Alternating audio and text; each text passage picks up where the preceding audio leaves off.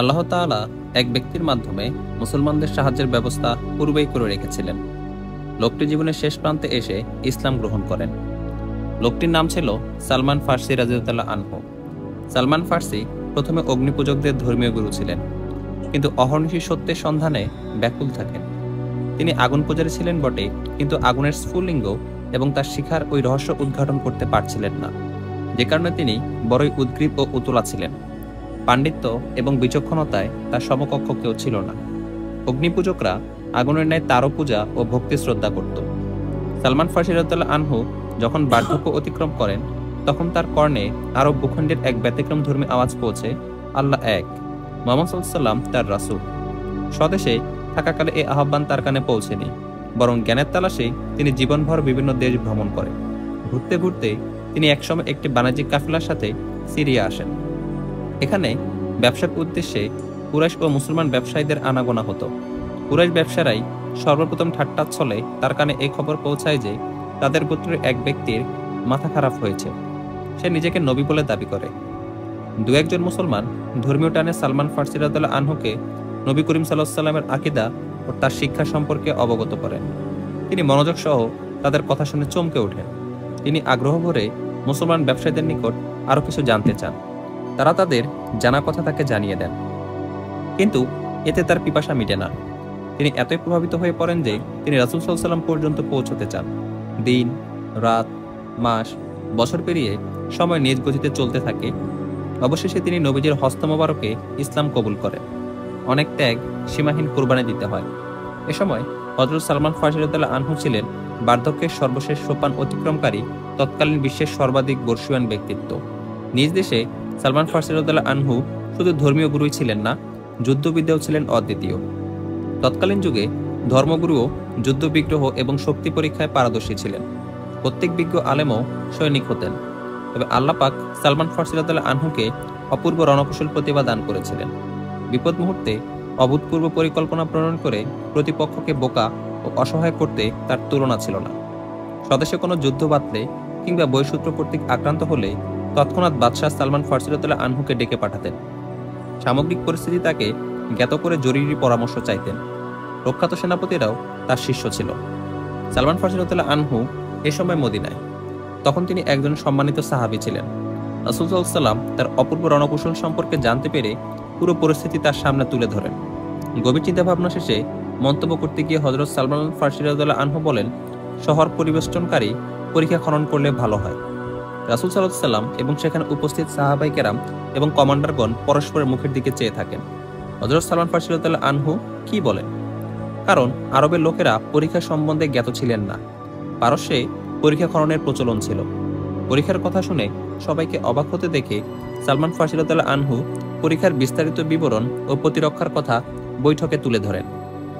রাসূল সাল্লাল্লাহু আলাইহি ওয়াসাল্লামের মতো ঐতিহাসিক রণকুশলী সেনাপতি অতি সহজে পরীক্ষার প্রয়োজনীয়তা ও গুরুত্ব বুঝতে সক্ষম হন। কিন্তু রাসূলের সেনাপতিগণ পড়েন দোটানায়। বিস্তৃত এ শহরের চারপাশে বেশ দৈর্ঘ্য ও প্রস্থ বিশিষ্ট গভীর খন্দক খনন করা তাদের পক্ষে অসম্ভব মনে হয়।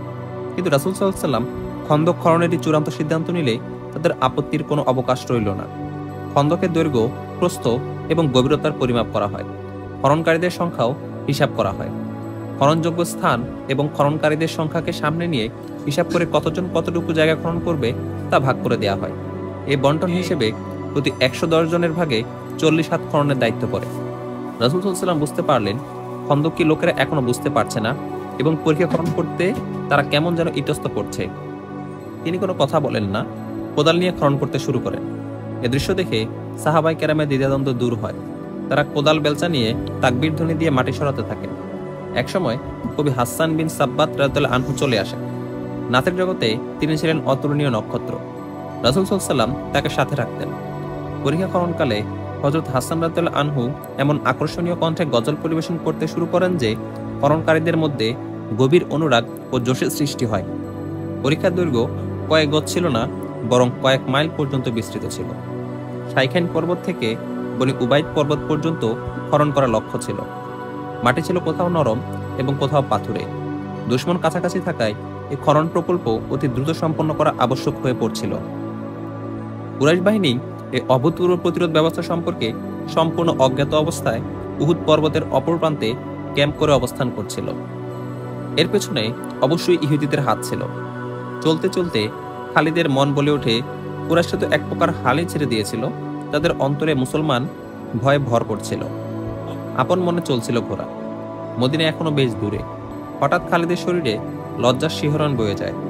কুরাইশদের কাপুরুষিত যুদ্ধনীতি তাকে মারাত্মক লজ্জিত করেছিল। তিনি সহজভাবে মেনে নিতে পারছিলেন না যে ইহুদিদের জোর প্রচেষ্টার পর কুরাইশ সেনাপতি আবু সুফিয়ান মদিনা আক্রমণের সিদ্ধান্ত নেয়। অবশ্য লড়াই সংবাদে তিনি খুব খুশি হন। ইহুদিদের প্রচেষ্টার ফলে আরব ভূমিতে এটাই সর্বপ্রথম বৃহৎ সৈন্য সমাবেশ হলেও খালিদ সৈন্য সমাবেশের পয়েন্টে খুবই খুশি ছিলেন। একথা ভেবে মনে মনে বড় আনন্দিত হন যে বিশাল এ সেনাবাহিনী দেখেই মুসলমানরা মদিনা ছেড়ে পালাবে। আর যদিও বা সাহস করে যুদ্ধে অবতীর্ণ হয়, তবে খুব অল্প সময়েই তারা শোচনীয়ভাবে পরাজিত হবে। উহুদের অপর প্রান্তে সৈন্যরা ক্যাম্পে অবস্থানকালে তিনি অত্যন্ত উৎফুল্ল ছিলেন যে প্রভাতে আক্রমণের কথা ছিল। তার পূর্ব রাতে তার মধ্যে এমন উত্তেজনা সৃষ্টি হয় যে তিনি নিজেকে সামলাতে পারছিলেন না। চতুর্দিকে মুসলমানদের ছড়িয়ে থাকা লাশ আর লাশ তিনি কল্পনার চোখে দেখতে থাকেন। পরদিন প্রত্যুষে বহুজাতিক বাহিনীর 10,000 সৈন্য মদিনা আক্রমণ করতে উহুদকে পেছনে ফেলে মদিনার দিকে এগিয়ে চলে সারিবদ্ধভাবে। বাহিনী মদিনার উপকণ্ঠে পৌঁছে হঠাৎ থেমে যায়। গভীর পরীক্ষা তাদের পথ আগলে দাঁড়ায়। সেনাপতি আবু সুফিয়ান সৈন্যদের মধ্যভাগে ছিল। হঠাৎ সৈন্যদের থেমে যেতে দেখে সে দ্রুত ঘটনাস্থলে এসে পৌঁছে। কুরাইশদের বাহাদুর বাহিনী, থেমে গেলে কেন? আবু সুফিয়ান উচ্চস্বরে বলছিল, তুফানের মতো অগ্রসর হও এবং মুহাম্মাদের অনুসারী মুসলমানদেরকে পিষ্ট করে ফেলো। শহরের প্রতিটি ইট খুলে ফেলো। আবু সুফিয়ান সামনে অগ্রসর হলে সে নিজেই ঘোড়ার লাগাম টেনে ধরে এবং সৈন্যদের ঘোড়ার ন্যায় তার ঘোড়াও থেমে যায়। সামনে পরীক্ষা দেখে সে থমকে যায়। নীরবতা তাকে ছেয়ে ফেলে। আল্লাহর কসম, এটি একটি নতুন জিনিস যা আমার চোখ কখনো দেখেনি, আবু সুফিয়ান ক্রোধ কম্পিত কণ্ঠে বলে। আরবের যোদ্ধারা বিস্তৃত ময়দানে লড়াই করে আসছে। খালিদ বিন ওয়ালিদকে ডাকো, ইকরামা এবং সাফওয়ানকেও ডাকো। আবু সুফিয়ান পরীক্ষার কিনারা দিয়ে ঘোড়া নিয়ে চক্কর দিতে থাকে। পরীক্ষা অতিক্রম করতে পারে এমন কোনো জায়গা তার চোখে পড়ে না। শাইখাইন নামক উঁচু পর্বত থেকে নিয়ে বনু উবাইদ এর উপর দিয়ে পশ্চাৎভাগ পর্যন্ত ছিল পরীক্ষা। মদিনার পূর্ব দিক শাইখান ও অন্যান্য পাহাড় কুদরতিভাবে মদিনাকে নিরাপদ রাখে। আবু সুফিয়ান অনেক দূর পর্যন্ত পরীক্ষার অবস্থা পর্যবেক্ষণ করে। পরীক্ষার ওপারে সতর্ক প্রহরীর মতো মুসলমানরা টহল দিচ্ছিল। সে কিছুক্ষণ পায়চারি করে ঘোড়া গুড়িয়ে সৈন্যদের কাছে ফিরে আসে। উল্টো দিক থেকে 3টে ঘোড়া দৌড়ে এসে তার পাশে এসে থেমে যায়। খালিদ, ইকরামা ও সাফওয়ানের ঘোড়া। দেখলে মুসলমানরা কত ভীতু। আবু সুফিয়ান 3জনকে লক্ষ্য করে বলে, পথিমধ্যে গতিরোধ করে কিংবা রাস্তায় গর্ত খনন করে দুশমনের সাথে কখন লড়েছ? সেদিন আবু সুফিয়ানের কথা শুনে খালিদ নির্বাক হয়ে গিয়েছিলেন। আজ মদিনার দিকে গমনকালে তার সে কথা স্মরণ হয় যে সেদিন তার চুপ থাকার কারণ এই ছিল না যে আবু সুফিয়ান মুসলমানদেরকে যে ভীতু বলেছিল তার ঠিকই ছিল, বরং তিনি নিরাপত্তা পালন করেন এই চিন্তা করছিলেন যে বর্তমান পরিস্থিতিতে পরীক্ষা খনন কোনো ভীতুর পরিচয় ছিল না, বরং বুদ্ধিমানের পরিচয় ছিল। শহর প্রতিরক্ষার উপায় হিসেবে এই পরিকল্পনা যিনি করেছেন তিনি কোনো সাধারণ মেধার লোক নন। ইতিপূর্বেও তিনি টের পেয়েছিলেন যে মুসলমানরা লড়াইয়ের ক্ষেত্রে শুধু দৈহিক শক্তির উপর নির্ভর করে না, মেধা এবং বিচক্ষণতাকেও ব্যবহার করে। খালিদের দেমাগও এ ধরনের যুদ্ধ কৌশল জন্ম দিত। মুসলমানরা সংখ্যায় স্বল্প হওয়া সত্ত্বেও বদর যুদ্ধে বিশাল কুরাইশ বাহিনীকে শোচনীয়ভাবে পরাজিত করেছিল। খালিদ পরবর্তীতে একাকী বসে এই পরাজয়ের কারণ বের করতে চেষ্টা করেন। মুসলমানদের বিজয়ের কারণ হিসেবে চিহ্নিত হয়েছিল প্রতিটি মুসলিম যোদ্ধার অভূতপূর্ব বিচক্ষণতা। উহুদের যুদ্ধেও মুসলমানদের নিশ্চিত পরাজয় ছিল, কিন্তু এরপরেও মুসলমানদের মেধা ও বিচক্ষণতার দরুন অবশেষে জয় পরাজয় ছাড়াই যুদ্ধ শেষ হয়। আরও ব্যাপার ছিল খালিদ নিজে নিজের জবাবে বলেন, যা কিছু থাকুক না কেন আমি এটা মানতে পারবো না যে মুহাম্মদের জাদু বলেই এমনটি সম্ভব হয়েছে কিংবা তার হাতে কোনো জাদু আছে। আমাদের জ্ঞান বিবেক যে কোনো কিছু বুঝতে পারে না তাকে জাদু বলে চালিয়ে দেয়। কুরাইশদের মাঝে এমন বিচক্ষণ লোক একজনও নেই যে মুসলমানদের মতো দৃঢ়তা নিয়ে কুরাইশদেরকে উদ্ধৃত করবে এবং এমন যুদ্ধ পরিকল্পনা উদ্ভাবন করবে যা মুসলমানদের চূড়ান্ত বিপর্যয়ের দিকে ঠেলে দিবে। আল্লাহর কসম, মুসলমানরা আমাদের পথে খন্দক খনন করায় আমরা ফিরে যাব না।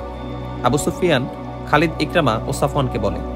কিছুক্ষণ পর সে আবার তাদেরকে জিজ্ঞেস করে, খন্দক অতিক্রমের কোনো উপায় উদ্ভাবন করা যায় কি? খালিদ উপায় উদ্ভাবনে গভীর চিন্তায় ডুবে যায়। হঠাৎ তার মনে সন্দেহ সৃষ্টি হয় যে উদ্ভূত পরিস্থিতিতে সৈন্যরা পরীক্ষা অতিক্রম করলেও মুসলমানদেরকে পরাজিত করা তত সহজ হবে না। তাদের সংখ্যা যতই কম হোক না কেন, যারা অল্প সময়ে পাথুরে জমিনের বুক চিরে গভীর পরীক্ষা সৃষ্টি করতে পারে অনেক কষ্টের পরেই কেবল কোনো বিশাল বাহিনী তাদের পরাস্ত করতে পারে। কি ভাবছো ওয়ালিদের বেটা? আবু সুফিয়ান খালিদকে গভীর চিন্তামগ্ন দেখে জিজ্ঞেস করে। আমাদের চিন্তা করারও সময় নেই। আমাদের বিলম্ব দেখে মুসলমানরা এমনটি যেন মনে না করার সুযোগ পায় যে আমরা স্তম্ভিত। পরীক্ষা পুরোটাই নিরীক্ষা করা দরকার। ইকরামা বলল, এমন কোনো জায়গা অবশ্যই আবিষ্কৃত হবে যেখান দিয়ে আমরা খন্দক অতিক্রম করতে পারবো। সাফওয়ান বলে। অবরোধ। খালিদ অত্যন্ত দৃঢ়তার সাথে বলেন, মুসলমানরা পরীক্ষা খনন করে ভিতরে অবস্থান করছে, আমরাও অবরোধ করে বাইরে অবস্থান করব। ক্ষুধা পিপাসায় অস্থির হয়ে একদিন অবশ্যই তাদের পরীক্ষার এপারে আসতে হবে। ঠিক আছে, আবু সুফিয়ান সমর্থনের ভঙ্গিতে বলে, এছাড়া অন্য কোনো উপায় দেখি না যা পরীক্ষা অতিক্রম করে এপারে এসে মুসলমানদেরকে যুদ্ধ করতে বাধ্য করবে। আবু সুফিয়ান 3 উপসেনাপতিকে নিয়ে পরীক্ষার কিনারা দিয়ে পুরো পরীক্ষা পর্যবেক্ষণ করতে বনু উবাইদ পর্বতের দিকে রওনা হয়।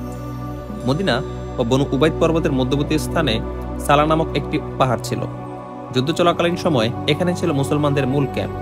মুসলমানদের সৈন্য সংখ্যা কম দেখে আবু সুফিয়ানের ঠোঁটে বিদ্রুপের হাসি দেখা যায়। সে এখান থেকে সম্মুখে অগ্রসর হলে দ্রুত ধাবমান একটি ঘোড়া তার কাছে এসে ব্রেক বসে। অশ্বারোহী আবু সুফিয়ানের পরিচিত লোকটি একজন ইহুদি। বণিক বেশে সে মদিনায় গিয়েছিল।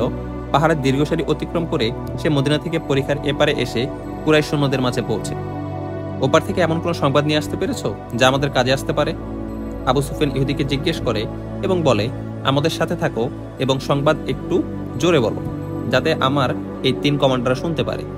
ইহুদি বলতে থাকে, শহর রক্ষা ও আবাসিক এলাকা রক্ষার জন্য মুসলমানদের গৃহীত পদক্ষেপ হলো এই, আপনারা সকলেই জানেন যে মদিনা ছোট কেল্লা বিশিষ্ট এবং পরস্পর লাগোয়া কতক পল্লী ও আবাসিক এলাকার নাম।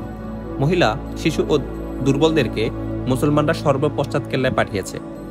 পরীক্ষার উপর সতর্ক নজর রাখতে একটি দল গঠন করা হয়েছে। এ দলের সদস্য 200 থেকে 250-এর মতো হবে। তাদের প্রত্যেকেই তলোয়ার, বর্ষা এবং তীর ধনুকে সজ্জিত। পরীক্ষাকে কয়েকটি ভাগে বিভক্ত করা হয়েছে। প্রহরী দলটি সারাদিন সারারাত পুরো পরীক্ষা টহল দিয়ে ফিরছে। যেখান দিয়ে আপনারা পরীক্ষা অতিক্রম করতে চাইবেন মুহূর্তেই সেখানে পর্যাপ্ত মুসলমান পৌঁছে যাবে এবং ঝাঁকে ঝাঁকে তীর বর্ষণ করে আপনাদের পিছু হাঁটতে বাধ্য করবে। শুধু তাই নয়, এর সম্ভাবনা রয়েছে যে রাতের অন্ধকারে মুসলমানরা পরীক্ষার এপারে এসে গেরিলা হামলা করে আবার ফিরে যাবে। তাহলে আব্দুল্লাহ ইবনে উবাই কি করছে? আবু সুফিয়ান উৎকণ্ঠার সাথে জিজ্ঞেস করে। ইহুদি গুপ্তচর বলে, হে কুরাইশ নেতা, জীবনের অনেক বছর অতিবাহিত হলেও মানুষ চেনার যোগ্যতা এখনো আপনার হয়নি। আব্দুল্লাহ ইবনে উবাই একজন কপটচারী লোক। মুসলমানদের কাছে সে মুনাফিক সর্দার হিসেবে পরিচিত। আমরাও তাকে ইহুদিদের একজন গাদ্দার বলে জানি। সে মুসলমান হয়ে আমাদের সাথে গাদ্দারি করেছিল এবং আপনাদের স্বার্থেও সে তাদের সাথে প্রতারণা করেছে। উহুদে আপনারা বিজয় অর্জন করলে সে নিজেকে আপনাদেরই একজন বলে প্রচার করত, কিন্তু মুসলমানদের পাল্লা ভারী দেখে সে আপনাদের এবং ইহুদিদের থেকেও দৃষ্টি ফিরিয়ে নেয়। যার কোনো ধর্ম নেই এবং যে বিশ্বস্ত নয় তার উপর নির্ভর করা আদৌ ঠিক নয়। ওয়াই ইবনে আখতার কোথায়? আবু সুফিয়ান জানতে চায়।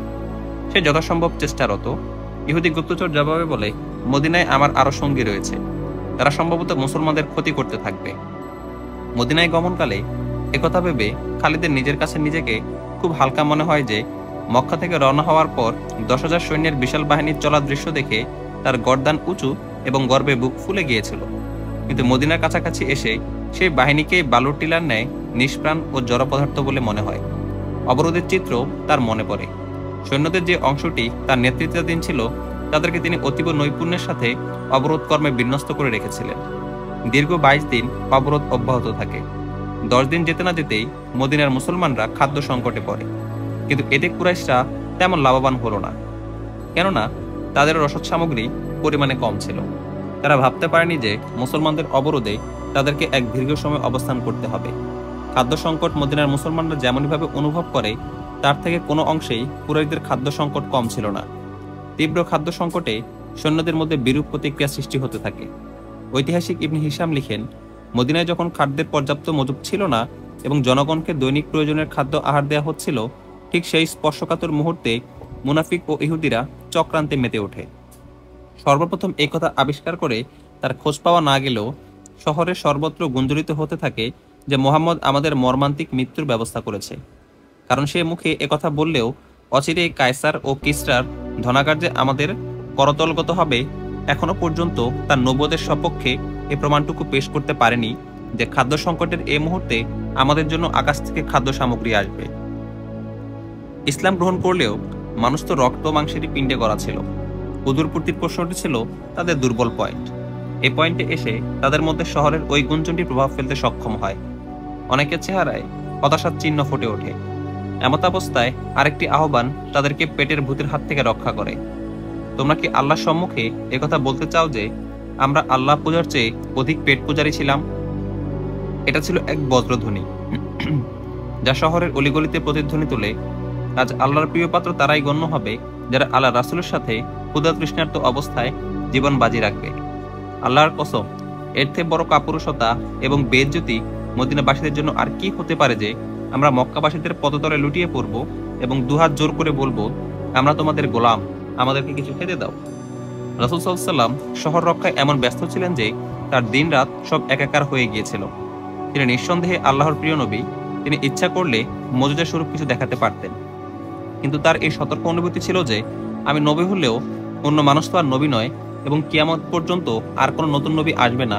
তাই মানুষের নিকট এমন দৃষ্টান্ত রেখে যেতে হবে যে মানুষ তার আল্লাহ প্রদত্ত নশ্বর দেহ এবং আত্মিক শক্তি দৃঢ়তার সাথে পূর্ণ কাজে লাগালে মজুজার মতো চমক দেখাতে পারে। অবরোধকালীন রাসূল সাল্লাল্লাহু আলাইহি ওয়াসাল্লামের কর্মতৎপরতা এবং তার অবস্থা একজন সেনাপতির পাশাপাশি একজন সৈনিকের মতোও ছিল। রাসূল সাল্লাল্লাহু আলাইহি ওয়াসাল্লামের এহেন তৎপরতা দেখে মুসলমানরা তাদের ক্ষুধা পিপাসার কথা একদম ভুলে যায়। তাদের মধ্যে এমন জোশ ও প্রেরণা সৃষ্টি হয় যে অনেকে আবেগতাড়িত হয়ে পরীক্ষার একদম কাছে চলে আসত এবং কুরাইশদেরকে কাপুরুষ বলে বিদ্রূপ করত। ৬২৭ খ্রিস্টাব্দের ৭ই মার্চ আবু সুফিয়ান বিষণ্ণ মনে হুয়াই বিন আখতাবকে ডেকে আনার নির্দেশ দেয়। তার বিষণ্ণতার কারণ ১০ দিনে তার সৈন্যদের খাদ্য রসদ বহু কমে যায়। সৈন্যরা আশেপাশের বস্তিগুলো থেকে লুটপাট করে কিছু খাদ্য সংগ্রহ করে, কিন্তু মরুভূমির বস্তিগুলোতেও বিশেষ কোনো খাদ্য সঞ্চিত ছিল না। খাদ্য সংকটে যৌথ বাহিনীর মধ্যে অসন্তোষ ফুঁসে উঠতে থাকে। সৈন্যদের নাজুক অবস্থা দেখে আবু সুফিয়ান এক ইহুদি গোত্রপ্রধান হুয়াই বিন আখতারকে জরুরি ভিত্তিতে ডেকে পাঠায়। হুয়াই পূর্ব থেকে কুরাইশদের সাহায্যের উদ্দেশ্যে নিকটে কোথাও অবস্থান করছিল। সে কুরাইশদের আহ্বান ও তার কাছে সাহায্যের অপেক্ষায় ছিল। মদিনার অনতি দূরে বনু কুরাইজা ইহুদি গোত্রের বস্তি ছিল। এই গোত্রের নেতা কাব বিন আসাদ এই বস্তিতেই অবস্থান করছিল। রাতে গভীর ঘুমে আচ্ছন্ন হঠাৎ করে দরজায় জোরে জোরে নখ হওয়ায় তার মেলানো চোখের পাতা দুটো এদিক ওদিক সরে যায়। গোলামকে ডেকে বলে, দেখো তো বাইরে কে? গোলাম দরজার ছিদ্র দিয়ে দেখে বলে, হুয়াই বিন আখতার এসেছেন। এই গভীর রজনীতে ব্যক্তিগত কোনো স্বার্থের জন্য সে এসেছে। একটু রাগত স্বরে কাব বিন আসাদ বলে, তাকে বলে দাও আমার পক্ষ থেকে এখন আমি তার কোনো উপকার করতে পারবো না। দিনে আসলে চেষ্টা করা যেতে পারে। ইহুদিদের ওই গোত্রের নাম বনু কুরাইজা, যারা মুসলমানদের সাথে মিত্রতা ও একে অপরের বিরুদ্ধে অস্ত্র ধারণ না করার চুক্তিতে আবদ্ধ ছিল। বনু কায়নুকা এবং বনু নাজিরও চুক্তিবদ্ধ ছিল, কিন্তু ইতিপূর্বেই তারা মুসলমানদের সাথে গাদ্দারি করার কারণে মুসলমানরা তাদেরকে নির্বাসনে পাঠায়। সিরিয়া গিয়ে তারা আস্তানা গাড়ে। একমাত্র বনু কুরাইজা সম্মানের সাথে চুক্তি বহাল রাখে। একনিষ্ঠভাবে সন্ধি ফলো করায় পরীক্ষা যুদ্ধে বনু কুরাইজার কাছ থেকে কোনরূপ ক্ষতির আশঙ্কা মুসলমানদের ছিল না। বনু কুরাইজার মনেও কোনো দুরভিসন্ধি ছিল না, কিন্তু হুয়াই বিন আখতাব তাদের প্ররোচিত করে এবং চুক্তির উপর অটল থাকতে দেয়নি। হুয়াই বিন আখতাব ছিল ইহুদি। সে কাব বিন আসাদকে একই ধর্মানুসারে মনে করে তার কাছে যায়, উদ্দেশ্যে মুসলমানদের বিরুদ্ধে তাকে প্ররোচিত করা এবং চুক্তি ভঙ্গ করতে উৎসাহিত করা। তাই কাবের গোলামের কথা শুনেও সে চলে যায়নি। যে কোনো মূল্যে কাবের সাথে দেখা করতে চায়। অবশেষে বাধ্য হয়ে কাব নাছরবান্দা হুয়াইকে ভেতরে আসার অনুমতি দেয়। এ অসময়ে তোমার আগমনের উদ্দেশ্য জানতে আমার বাকি নেই। কাব বিন আসাদ হুয়াইকে বলে, তুমি আবু সুফিয়ানের তরফ থেকে এলে তাকে গিয়ে বলবে, আমরা মুসলমানদের সাথে যে চুক্তিতে আবদ্ধ আছি, মুসলমানরা যথাযথভাবে তার উপর আছেন। তারা আমাদেরকে মূলমাত্রই মৃত বলে জানে এবং চুক্তি অনুযায়ী প্রাপ্য অধিকার সবই দিচ্ছে। কাব বিন আসাদ, ঠান্ডা মাথায় কথা বলো। হুয়াই বিন আখতাব বলে, বনু কায়নুকা এবং বনু নজিরের পরিণতি দেখো। এ যুদ্ধে মুসলমানদের পরাজয় নিশ্চিত। ইহুদিদের খোদার শপথ, 10,000 সৈন্য মুসলমানদেরকে পিষ্ট করে ফেলবে। যুদ্ধে মুসলমানরা টিকতে না পেরে ইহুদিদেরকে এ পরাজয়ের কারণ মনে করে বদলা নিতে তোমাদের উপর ঝাঁপিয়ে পড়বে। তোমার মনের ভাব খুলে বলো হুয়াই। কাব বিন আসাদ ভ্রু কুঁচকে জানতে চায়। পাহাড়ের পেছন দিক দিয়ে কুরাইশ সৈন্যদের একটি অংশ তোমাদের নিকট আসবে। হুয়াই বলে যায়, তোমাদের বর্তমানে এই গোপন বাহিনী পেছন দিক হতে মুসলমানদের উপর হামলা করতে পারে না। তুমি সগোত্র গিয়ে কুরাইশদের সাথে মিলে যাও। কৌশলে মুসলমানদের উপর এভাবে হামলা চালাও যে শত্রুর বিরুদ্ধে ঝাঁপিয়ে পড়বে ঠিকই, কিন্তু দীর্ঘক্ষণ ময়দানে টিকে থাকবে না, বরং সুযোগ বুঝে পিছু হটে আসবে। এতে কুরাইশদের এই উপকার হবে যে মুসলমানদের দৃষ্টি পরীক্ষা থেকে ঘুরে যাবে, আর এই সুযোগে কুরাইশরা পরীক্ষা পার হয়ে চলে আসবে। তোমাদের পরিকল্পনা অনুযায়ী কাজ করার পর যদি আমরা ঘটনাক্রমে অকৃতকার্য হই, তখন আমাদের সাথে মুসলমানদের আচরণ কেমন হবে বলে তুমি মনে করো? কাব বিন আসাদ বলে, মুসলমানদের কঠোরতা ও ক্রোধ সম্বন্ধে তোমরা নিশ্চয়ই জানো। বনু কায়নুকা এবং বনি নজিরের কাউকে তোমাদের চোখের সামনে দেখো কি? আবু সুফিয়ান সব দিক ভেবেই তোমার দিক চুক্তির হাত প্রসারিত করেছে। ওয়াই বিন আখতাব বলে, সত্যি যদি মুসলমানদের ক্রোধ ও কঠোরতা তোমাদের উপর নেমে আসে, তাহলে কুরাইশদের একটি বাহিনী তোমাদের রক্ষা করার জন্য শাইখাইন সহ পার্শ্ববর্তী পাহাড়ে অবস্থান করবে। তারা গেরিলা আক্রমণে খুবই পারদর্শী। এই চৌকস বাহিনী ক্ষিপ্র গতিতে যখন তখন এখানে ওখানে আক্রমণ করে মুসলমানদের এমন অস্থির করে রাখবে যে তারা তোমাদের দিকে চোখ তুলে তাকাবার সময় পাবে না। তুমি আমাকে এমন সংকটে ফেলেছ যা আমার পুরো গোত্রকে ধ্বংস করে দিবে। কাব বিন আসাদ বলে, তোমার গোত্র ধ্বংস হোক বা না হোক, কুরাইশরা এই চুক্তির পরিবর্তে এত মূল্য দেবে যা তোমরা কল্পনাও করনি। হুয়াই বলে, অথবা সহযোগিতার মূল্য নিজেই বলো। যা বলবে, যেভাবে যাবে তা পেয়ে যাবে। এছাড়া তোমার গোত্র পাবে পূর্ণ নিরাপত্তা। মুসলমানরা অল্প দিনের মধ্যেই নিশ্চিহ্ন হয়ে যাবে। যাদের সাথে সখ্যতা করো, যারা জীবিত থাকবে এবং যাদের হাতে থাকবে অবিরুদ্ধ ক্ষমতা ও শক্তি। কাব বিন আসাদ সৎ থাকলেও ধর্মীয়ভাবে সে ছিল ইহুদি ধর্মীয়। স্বর্ণরৌপ্য এবং মণিমাণিক্যের টোপে সে শেষ পর্যন্ত হুয়াই বিন আখতাবের সাথে হাত মিলায়। কাব বিন আসাদ বলে, কোনো কুরাইশ সৈন্যের আমাদের এলাকায় আসার দরকার নেই। আমার লোকেরাই মুসলমানদের উপর গেরিলা হামলা করবে। রাতের আধারেই এই পরিকল্পিত হামলা হবে, যাতে মুসলমানরা মোটর টের না পায় যে গেরিলারা বনু কুরাইজা। আর হুয়াই কাব মুচকি হেসে বলে, তুমি নিজেই দেখেছো আমি এখানে একাকী পড়ে থাকি, এভাবে আমার রাত একাকী কেটে যায়। আজকে রাতটি একাকী কাটাও। হুয়াই বলে, কাল থেকে আর নিঃসঙ্গ রাত কাটাতে হবে না। আমি 10 দিন সময় চাই। কাব বলে, গোত্রকে তৈরি করতে হবে আমার। এভাবে হুয়াই বিন আখতাবের প্রচেষ্টার কালে কুরাইশ এবং বনু কুরাইজার মধ্যে সহযোগিতা চুক্তি হয়। হযরত সাদ বিন আতিক ছিলেন একজন সাধারণ মানুষ। মদিনায় তার তেমন কোনো প্রভাব ছিল না। খঞ্জর এবং তলোয়ার শান দিয়াই তার পেশা। তার কণ্ঠস্বর ছিল খুবই আকর্ষণীয়। রাতে কোনো অনুষ্ঠানে সে গান গাইলে মানুষ ঘরে বসে থাকতে পারত না। বাইরে এসে বাতাসে কান পেতে থাকত। কখনো তিনি শহরের বাইরে গিয়ে নিরিবিলি গান গাইতেন। রাসূল সাল্লাল্লাহু আলাইহি ওয়াসাল্লামের মদিনায় হিজরত করে আসার পর তিনি ইসলাম গ্রহণ করেন। একটাতে তিনি শহরের বাইরে কোথাও আকর্ষণীয় কণ্ঠে গান শুরু করেন। তার সুরের মূর্ছনায় অভিভূত হয়ে এক রূপসী যুবতী তার সামনে এমনভাবে এসে দাঁড়ায় যেন কোনো জান্নাতি হুর আসমান থেকে মাটির পৃথিবীতে নেমে এসেছে। ভয়ে সাদ রাদিয়াল্লাহু আনহু এর কণ্ঠ বন্ধ হয়ে আসে। থেমে যায় সুরের লহর। যে মায়াবিনী কণ্ঠ আমাকে ঘর থেকে টেনে এখানে এনেছে তা থেকে বঞ্চিত করো না। মেয়েটি আবেদনের সঙ্গীতে বলে, আমাকে দেখার কারণে যদি গান গাওয়া বন্ধ করে থাকো, তাহলে আমি তোমার দৃষ্টির আড়ালে চলে যাচ্ছি। তোমার গানকে হত্যা করো না। তোমার কণ্ঠে বিরহ ঝরে পড়ছে, যেন কারো বিচ্ছেদে তুমি এ গান গাইছ। সাদ রাদিয়াল্লাহু আনহু বলেন, তুমি কে? তুমি পরী কিনা সত্য বলো। একথার যতলঙ্গের ন্যায় মেয়েটির হাসি আকাশ বাতাস মুখরিত করে তোলে। মরুভূমির নিষ্কলঙ্ক পূর্ণিমা তার যুগল নয়ন হীরার মতো চমকাতে থাকে। মেয়েটি তাকে জানায়, আমি বনু কুরাইজার এক ইহুদি মেয়ে, আর আমি মুসলমান। সাদ রাদিয়াল্লাহু আনহু বলেন, মাঝখানে ধর্মকে টেনে এনো না। ইহুদি কন্যা বলে, সঙ্গীতের কোনো ধর্ম নেই। আমি তোমার জন্য নয়, তোমার কণ্ঠে অভিভূত হয়ে এসেছি। হযরত সাদ রাদিয়াল্লাহু আনহু মেয়েটির রূপে বিমুগ্ধ, আর ইহুদি মেয়েটি তার কণ্ঠে মোহিত হয়। সুরের জাদু মেয়েটিকে এমন বন্ধনে আবদ্ধ করেছে যে মৃত্যু যে বন্ধন মুক্ত করতে পারে না। এ রজনীর পরেও তারা পরস্পরের প্রেমালাপে মিলিত হয়, একে অপরের মাঝে বন্দী হয়ে যায়। একদিন ইহুদি মেয়েটি তাকে জানায়, হযরত সাদ রাদিয়াল্লাহু আনহু চাইলে সে তার নিকট চলে আসবে এবং ইসলাম গ্রহণ করবে। মাত্র 2-3 দিন হয় কুরাইশরা মদিনা ঘেরাও করেছে। যুদ্ধের সাজ রব পড়ে যাওয়ায় হযরত সাদ বিন আতিকের কাজও বেড়ে যায়। তার কাছে মানুষ দলে দলে এসে তলোয়ার, খঞ্জর এবং বর্ষার মাথা সুতীক্ষ্ণ করতে ভিড় জমাতে থাকে। কাজের চাপে রাতেও তাকে পেশাগত দায়িত্ব পালন করতে হয়। একদিন ইহুদি মেয়েটি তার পিতার তরবারিটি নিয়ে হযরত সাদ রাদিয়াল্লাহু আনহুর নিকট আসে। তরবারি শান দেওয়ার বাহানায় এসেছি। মেয়েটি বলে, আজ রাতেই পালিয়ে কোথাও চলে যাও, নতুবা আর কখনো আমাদের সাক্ষাৎ হবে না। ব্যাপার কি? উৎকণ্ঠা নিয়ে হযরত সাদ রাদিয়াল্লাহু আনহু জানতে চান। গত পরশু রাতে পিতা আমাকে বলেন গোত্রপ্রধান কাব বিন আসাদ তাকে চায়। ইহুদি কন্যা বলে পিতা হুয়াই বিন আখতাবের কথাও বলে। আমি কাবের বাসায় যাই, সেখানে হুয়াই বিন আখতাব ছাড়াও আরো দুজন ছিল।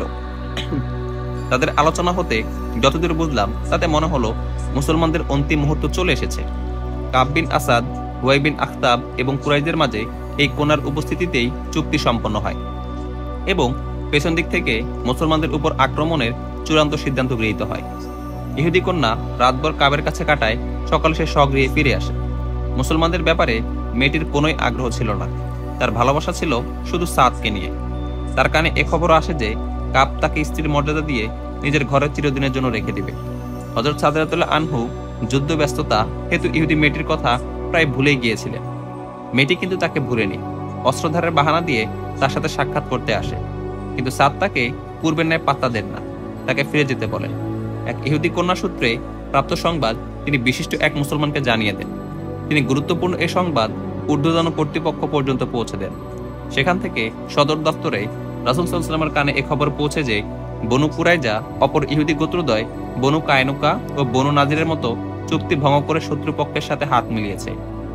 রাসূল সাল্লাল্লাহু আলাইহি ওয়াসাল্লাম বনু কুরাইজার গোত্রপ্রধান কাব বিন আসাদের বিরুদ্ধে পদক্ষেপ গ্রহণের পূর্বে খবরটির সত্যতা যাচাই করা জরুরি বলে মনে করেন। বনু কুরাইজা যে বাস্তবিক কুরাইশদের সাথে নতুন গোপন চুক্তিতে আবদ্ধ হয়েছে তার স্পষ্ট প্রমাণ নিয়েই তিনি তাদের বিরুদ্ধে পদক্ষেপ গ্রহণ করতে চান। আল্লাহ তার প্রিয় বান্দাদের সাহায্য করতে থাকেন। এরই মাঝে এমন এক ঘটনা ঘটে যায় যাতে প্রমাণিত হয়ে যায় যে বনু কুরাইজা এবং কুরাইশদের মাঝে প্রকৃতই এক ভয়ানক চুক্তি সম্পাদিত হয়েছে নিঃসন্দেহে। ঘটনা এই ঘটে যে খন্দকের একটু দূরে অবস্থিত বিভিন্ন ছোট ছোট কেল্লায় মহিলা ও শিশুদের স্থানান্তর করা হয়। একটি কেল্লায় কিছু সংখ্যক নারী ও শিশুদের সাথে রাসূল সাল্লাল্লাহু আলাইহি ওয়াসাল্লামের ফুফু হযরত সাফিয়া রাদিয়াল্লাহু আনহাও ছিলেন। একদিন তিনি কেল্লার ছাদের উপর পায়চারি করতে করতে কি মনে করে হঠাৎ নিচের দিকে তাকাতেই প্রাচীরের সাথে সেটে থাকা এক ব্যক্তির প্রতি তার দৃষ্টি পড়ে। তার চলার গতি ছিল সন্দেহপূর্ণ। একটু থেমে আবার কিছু দূর চলতে চলতে সে কেল্লার প্রাচীর পরীক্ষা নিরীক্ষা করছিল। হযরত সাফিয়া রাদিয়াল্লাহু আনহা অলক্ষ্যে তার গতিবিধি পর্যবেক্ষণ করতে থাকেন। পরক্ষণেই তার কাছে স্পষ্ট হয়ে যায় যে আগন্তুক কেল্লার ভিতরে প্রবেশের কোনো বিকল্প পথ কিংবা উপায় বের করা যায় কিনা তা যাচাই করে দেখছে।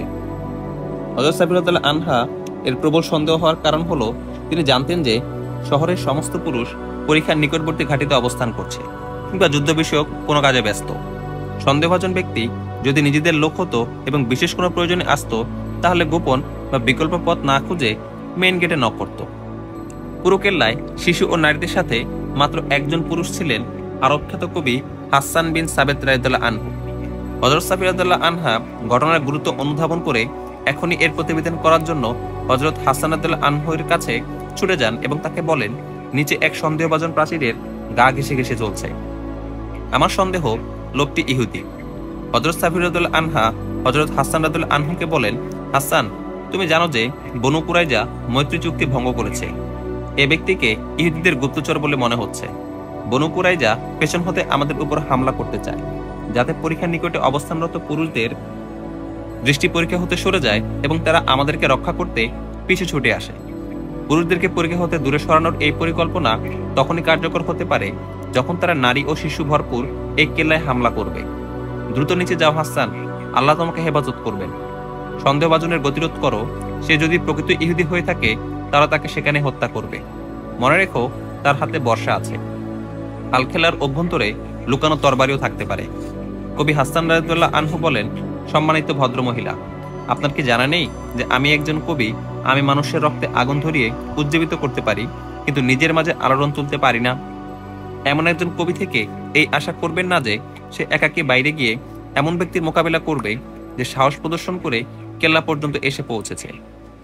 ঐতিহাসিক ইবনে হিশাম এবং ইবনে কুতাইবা রাদিয়াল্লাহু আনহু লিখেন, আরবের এই বিখ্যাত কবির জবাব শুনে হযরত সাফিয়া রাদিয়াল্লাহু আনহা ক্রুদ্ধ দৃষ্টিতে তার দিকে তাকান এবং এত উত্তেজিত হয়ে ওঠেন যে নিজেই ওই সন্দেহভাজনকে পাকড়াও কিংবা হত্যা করতে তৎক্ষণাৎ বের হয়ে পড়েন। তার এটা ভাবার ফুরসত ছিল না যে এক সশস্ত্র পুরুষের মোকাবিলা করতে যাওয়ার সময় একটি লাঠি কোনো মতে হাতে পেয়ে তিনি শত্রুর উদ্দেশ্যে ছুটে যান।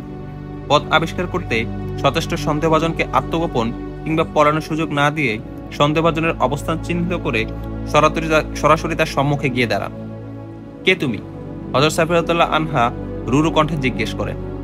সন্দেহভাজন চমকে গিয়ে পেছনে তাকান। অসৎ উদ্দেশ্যে না এসে থাকলে তার আচার আচরণ অন্যরকম হতো। সে চোখের পলকে বর্ষা উঁচু করে নিক্ষেপের প্রস্তুতি নেয়। ইতোমধ্যে সন্দেহভাজনের চেহারার উপর হযরত সাফিয়াতুল্লাহ আনহার চোখ পড়লে তার আর বিন্দুমাত্র সন্দেহ রইল না যে লোকটি একজন ইহুদি এবং সে বনু কুরাইজার লোকই হবে। সন্দেহভাজনও এরই মধ্যে নিশ্চিত হয়ে যায় যে আগন্তুক যেহেতু নারী এবং তার হাতে একটি সাধারণ লাঠি মাত্র, তা সে তাকে বিশেষ কোনো অনিষ্ট করতে পারবে না। তোর উপর আল্লাহ লানত করুক। হযরত সাফিয়াতুল্লাহ আনহা উত্তেজিত কণ্ঠে বললেন, তুই বনু কুরাইজার গুপ্তচর না? ইহুদি গুপ্তচর বলে, মুহাম্মদের ফুফু, চলে যাও এখান থেকে বলছি। তুমি কি আমার হাতে নিহত হতে চাও? হ্যাঁ, আমি বনু কুরাইজার লোক। তবে তুমি জীবন নিয়ে ফিরে যাবার আশা করো না। হযরত সাফিয়াতুল্লাহ আনহা তার পরিচয় পেয়ে বলেন। ঐতিহাসিকগণ লিখেন, ইহুদিদের এই আচরণের খবর রাসূল সাল্লাল্লাহু আলাইহি ওয়াসাল্লাম জানতে পেরে তিনি অত্যন্ত মর্মাহত হন। শহরে খাদ্য সংকট চরম আকার ধারণ করে। প্রত্যেক ব্যক্তি তার মৌলিক চাহিদার 1/4 আহার পায়। তীব্র খাদ্য সংকটে পড়ে রাসূল সাল্লাল্লাহু আলাইহি ওয়াসাল্লাম আল্লাহর দরবারে দ্রুত সাহায্য কামনা করেন। সাথে সাথে সমস্যার সমাধানের জন্য কার্যকরী বিকল্প কোনো উপায় বের করার চেষ্টা করেন। সুবহানাল্লাহ।